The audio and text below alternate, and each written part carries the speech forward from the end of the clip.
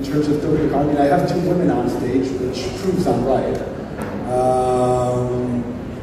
So, I want to start with something that might be the most difficult question. Usually we say that for last, but with all the conversation around the roles of utilities and token economics as a part of what brings value to blockchains, there's also a lot of conversation about, do utility tokens really need a blockchain? It's something that sometimes can go separate ways.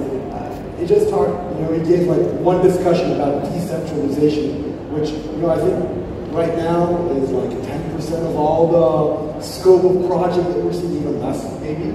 So all the other projects, all the other roles or utilities or token economics that we're seeing, do they really need a blockchain? And if so, for what? Maya? You can start slowly, forgive me. I always have the problem of forgetting to introduce people. I invited them on stage, so I'll give each one of them 1 minute to introduce who they are, what they do before they answer the question. Sorry. That's okay. Good afternoon. I know everybody's probably sleepy. I'm Maya Yanovich. I'm in this space. Hey, Goldie. I've been in this space since 2011. Really, in Africa, I started as a hacker in telecom systems, moved into infrastructure development, was a CIO, emerging tech at General Electric, and build a whole platform for them to look at different areas for enterprise and blockchain. We run a fund now in a token economics firm. That's my background. I think, no, the answer is no. They don't all need a blockchain. I think certainly I'm one of the proponents out there for utility tokens for sure, although I live in the US, and we are right now developing an asset management platform that obviously will be a security token, because it has to be a security token. But we have tokens today that don't need blockchains. Your movie tickets are tokens, some of the gaming loyalty points are tokens, $1 is a token, does not need a blockchain. So yes, maybe in the future for a faster highway of exchange, that would be a good utility, but I don't think it needs it.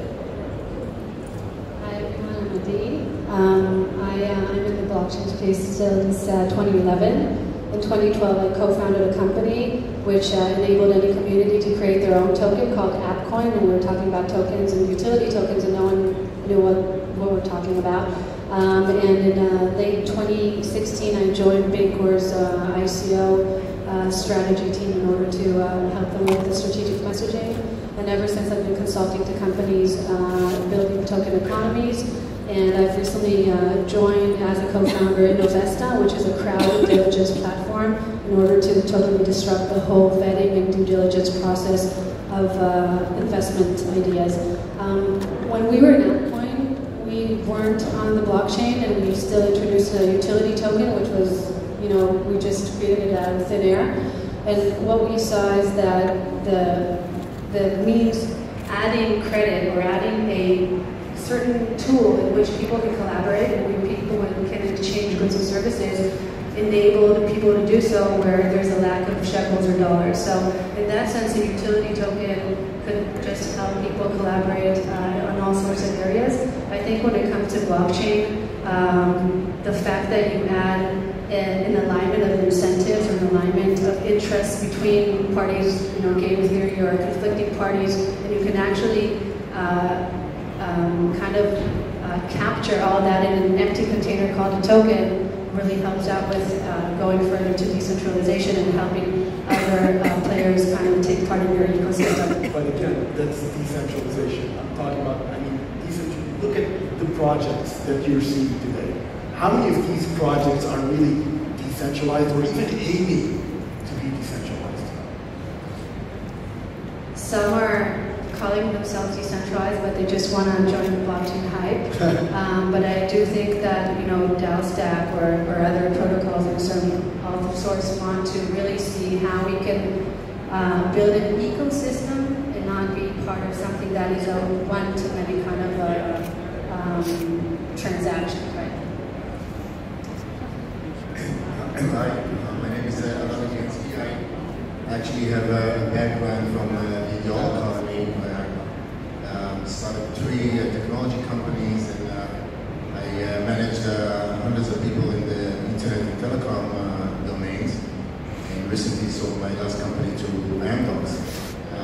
The whole area of blockchain is definitely one of the disruption for all sectors. And when we today, as a CEO of Blockchain.io, which we are advising companies in their journey to an ICO, their journey into the blockchain domain, we look at companies through the eyes of, is their project really necessary to sit on the blockchain infrastructure?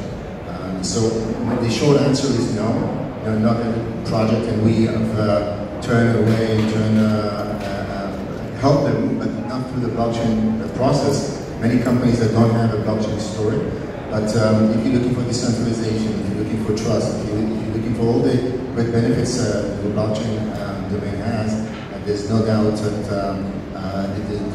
the opportunities are unbelievable. And if we look at the old days where people were doing business with agreements, with contracts, paper contracts, so that companies that can continue doing that, but if you look at what blockchain can provide with the automation and the no middleman and the fractional cost and everything, there's some very specific domains that blockchain calls on them to join the ride. And I'm sure we'll talk about some other sectors of what they are, but this is the short answer. And if I was to mention a few points on this, your question as to what exists right now that is working on a decentralized economy or is working towards complete decentralization, I think are two separate points. Examples of ones that are working right now, I guess, is Augur, which is a predictions market, 0x, which is trying to do decentralized liquidity between tokens, and MakerDAO, which is like a collateralized deposit. These guys are at their very infancy for all their tokens. And the point I want to make in addressing your original question is, do utility tokens need a blockchain? 90% don't. I spent a lot of my time with my team going through hundreds and hundreds of applications who want to go through Token Foundry, and my first question to all of them is, why do you want to tokens? Why do you want to use the blockchain? And often the reasoning is pretty bad, right? So there's several reasons for this. Like, I'm not discounting utility tokens at all. I'm just saying that there needs to be infrastructure improvements right now. If you guys look at CoinMarketCap and see who is existing in the top 10 cryptocurrencies and crypto assets right now, they're all platform players. You see Cardano, you see Ethereum, you see Archain, stuff like that. People are building up the necessary infrastructure and platforms to allow these intermediaries to then build on and add service providers. So yeah, utility tokens right now in the marketplace is pretty bad, right? Because there's no fundamental infrastructure to build upon. But people are working towards it. So like 0x, for example, their initial token was used as a payments token, and then they realized that this might not be the necessary meaning of exchange use for the token. So now they're pivoting towards what they need to be focusing on, which is governance, which I think is a big issue in blockchain, which people are trying to overcome right now. So I'm gonna pick up on your answer for the next one.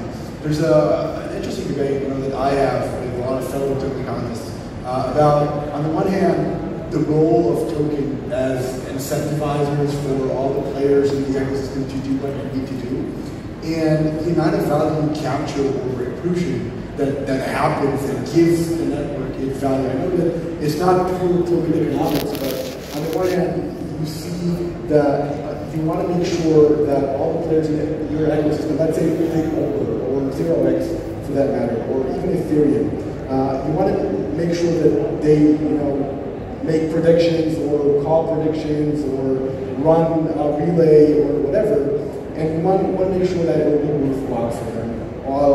The only way to do that is to make sure that your token is actually worth something, and there's a huge conflict here, because on the one hand, you need to create value for a token, and on the other hand, it needs to be used as some sort of utility or means of payment inside the network.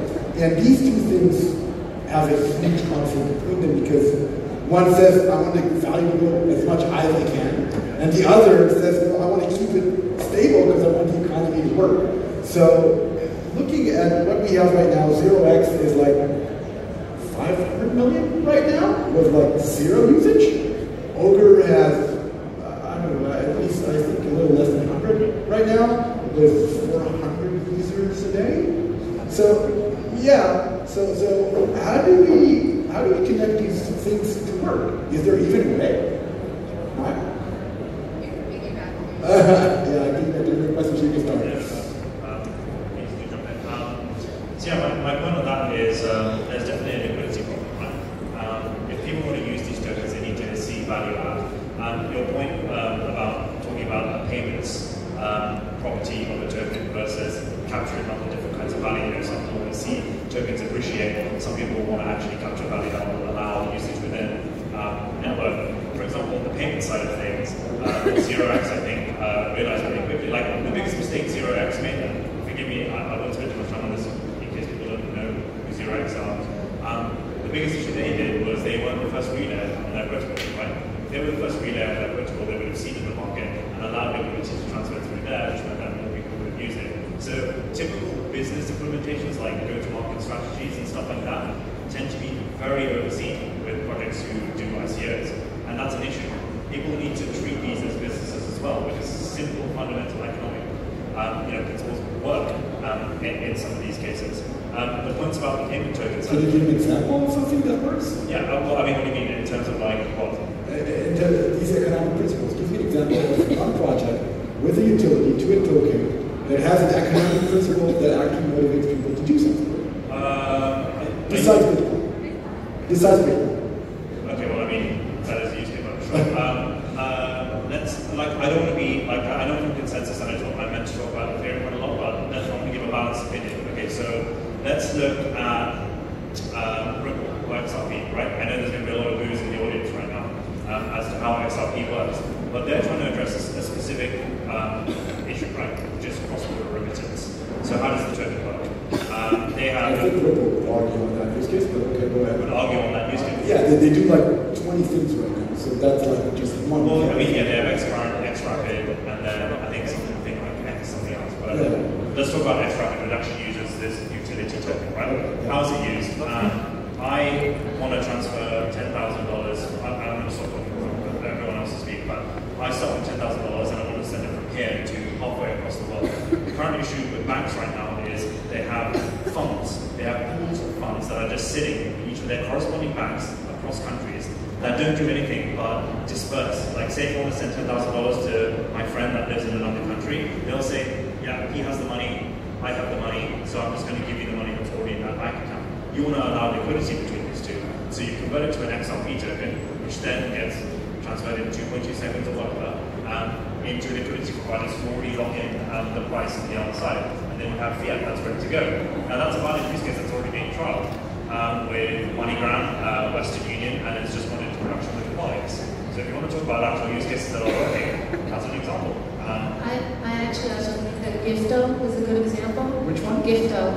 Okay. Because with Gifto, yeah, sure. Gifto had a product which is centralized called AppLive, and they have these video broadcasters, like live broadcasters, who would broadcast whatever their ideas, and they would receive all sorts of virtual gifts. So, you know, if I really like the content, I would send them like a teddy bear at $5 or whatever, 50 cents. And that was the business model of actually having live broadcasters enable a business model.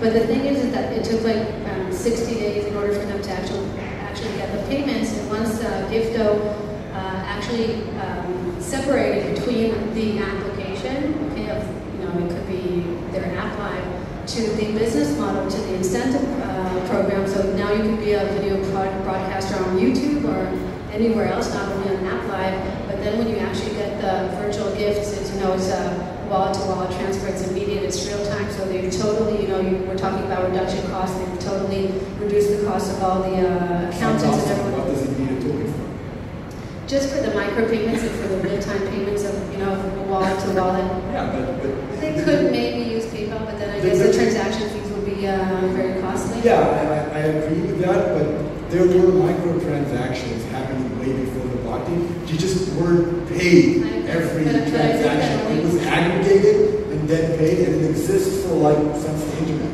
I agree, but I think that also the fact that you have a direct transaction and that Gifto or not, it's not as if Gifto are taking the money and then they are rev sharing to their broadcasters, but rather the audience itself is transferring the gifts to the actual broadcasters, and then they're taking from the smart contract.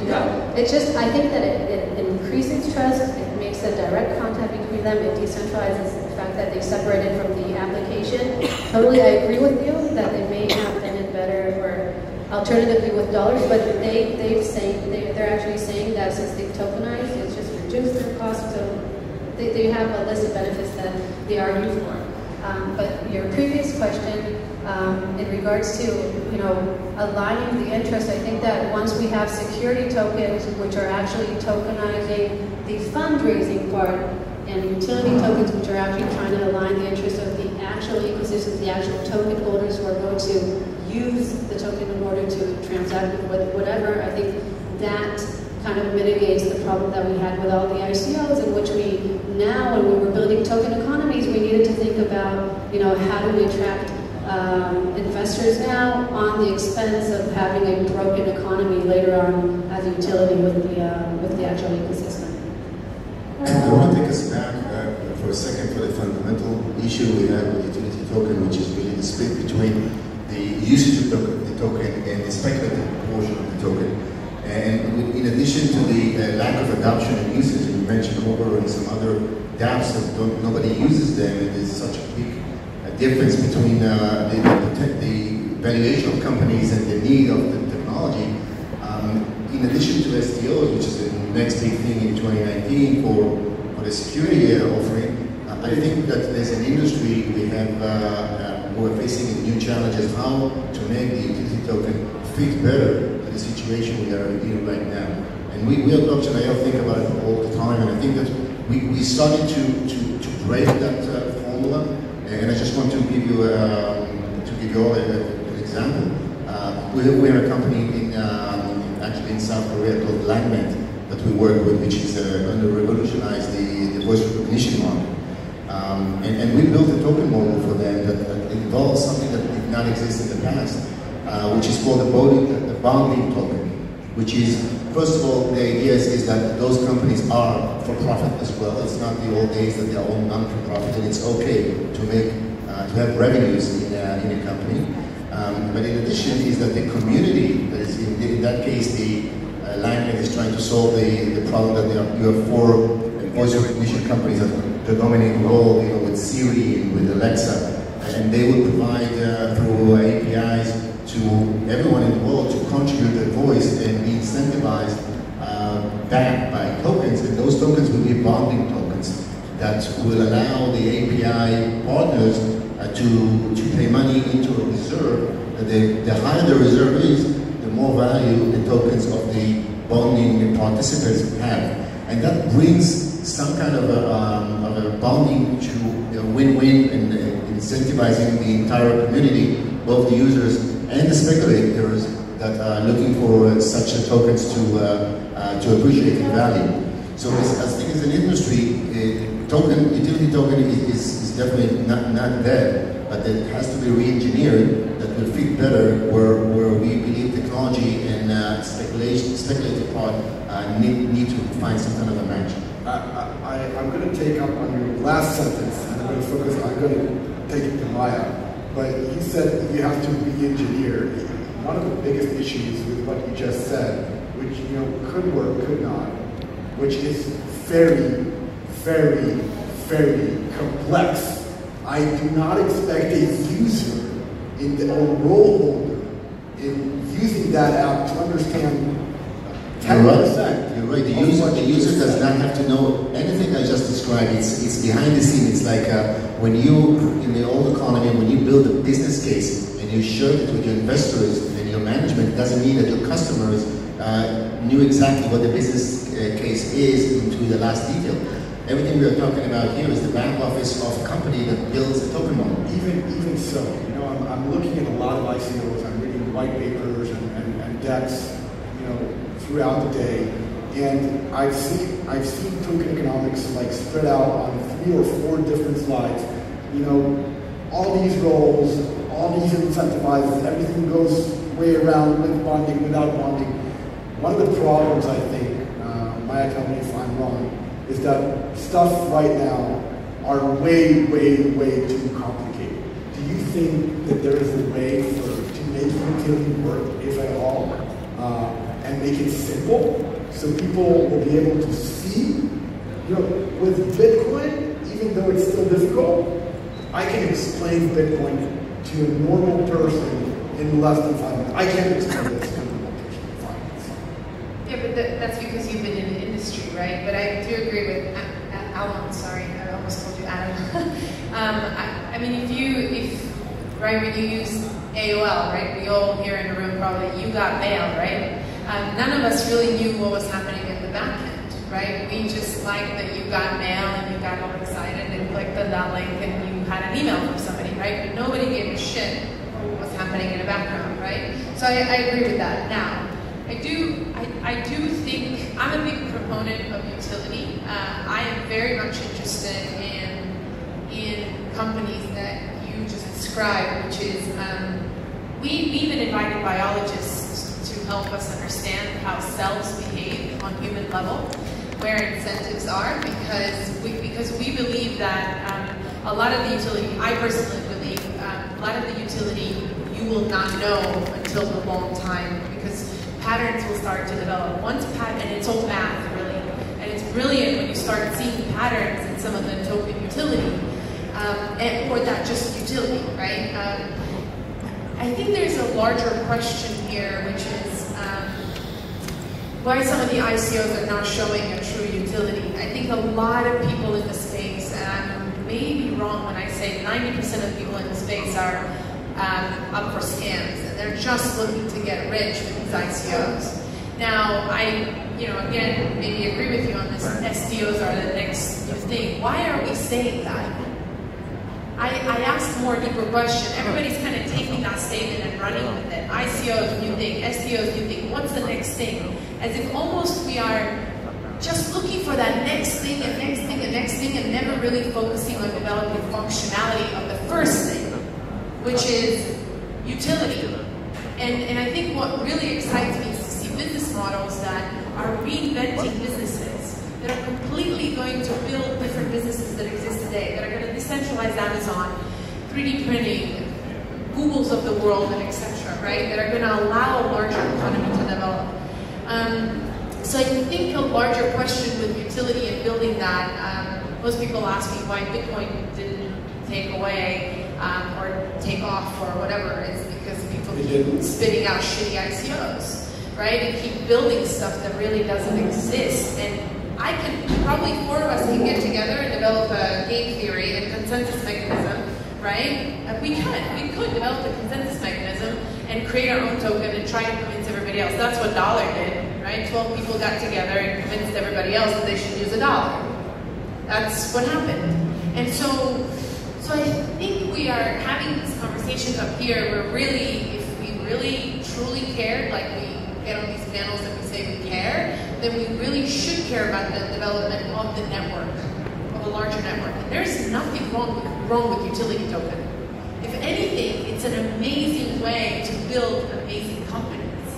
But just people want to raise their valuation, go that, as you said earlier, get their token to a certain value, claim it, exit, and say they've been a successful entrepreneur, right? Yeah. That's mostly what you see. So So how do we get, that's the last question, how do we get from where we are now to where you're talking about in the next 12 to 24 months? And investors in the room, ask. I think you brought up a fair point, I think earlier, is if you don't know how to explain your project without using a blockchain, don't invest in that entrepreneur. Oh, but it's blockchain. But that's not an answer. So don't invest just because you can make money in other places and you can make it faster probably. That's to investors. To entrepreneurs in the room, really focus on bringing the value, because nobody rejected you of money without building. I mean, if you build value, nobody decided not to give you that money. So people see through shady business. They really do, and you'll get screwed at the end. So I think it's just focus on really smart people and helping those smart people get to business faster. Sometimes the smart coders cannot see the end of the tunnel. So I share a different view. I think that we should make as many mistakes as possible now I think we should fund as many technologies that make sense to us now, and even if we look at it from a decade from now and say, oh my God, it was so shitty, it was just like the 99. I think we should explore as many value transfers and token economies, models, even if we don't know how to explain them, because we're just in the exploration phase. I think we can't look at it at 2018 industry.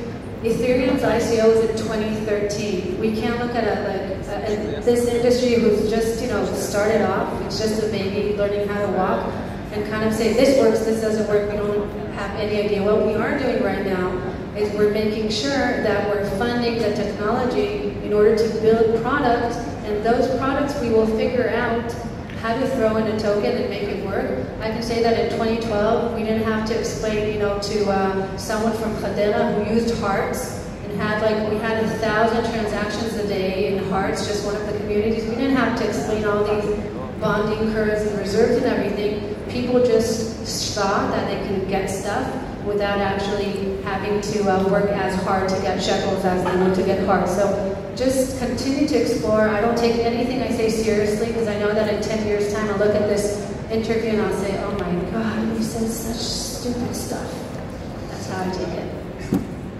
I will say that I think we just finished the biggest proof of concept in the world.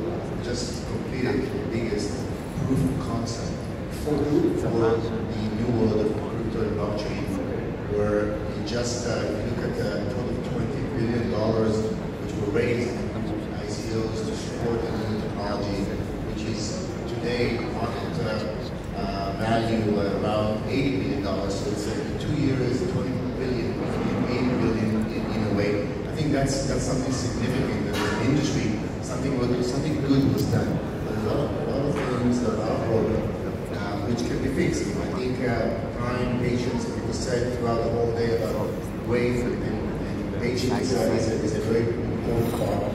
But I also want to suggest that I don't think that people tend to say that the old world, the VC world, in case of fundraising, is broken. And it's there, that the VCs of today are not going to be around in 10 years. I think there's some good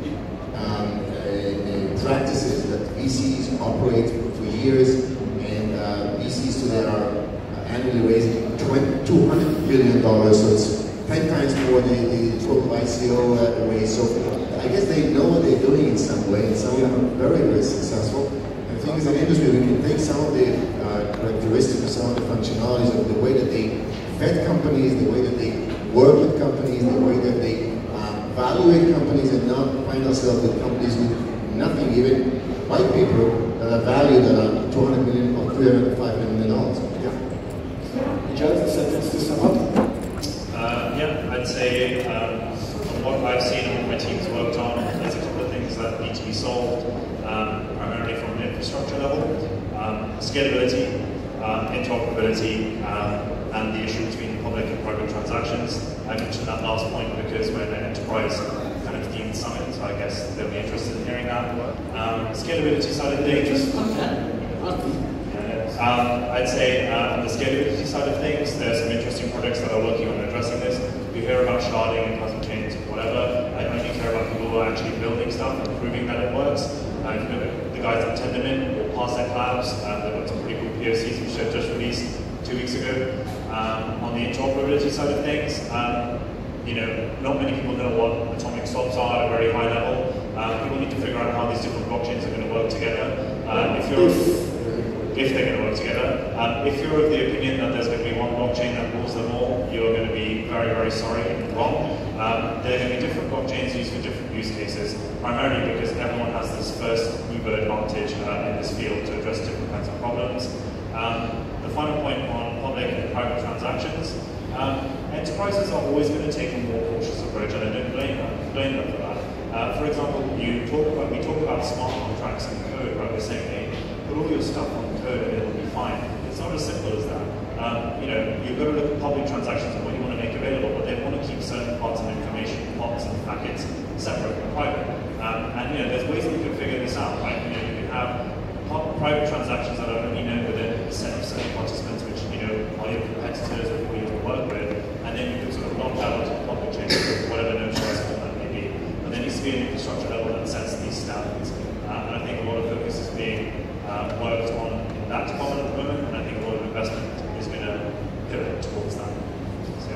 So with that note, I want to thank all of you. We had the luxury, just because I'm emceeing the event, so I still am not on 5 minutes from the clock. I want to thank you all for coming. It was, great panel, great to have you here. So thank you very much.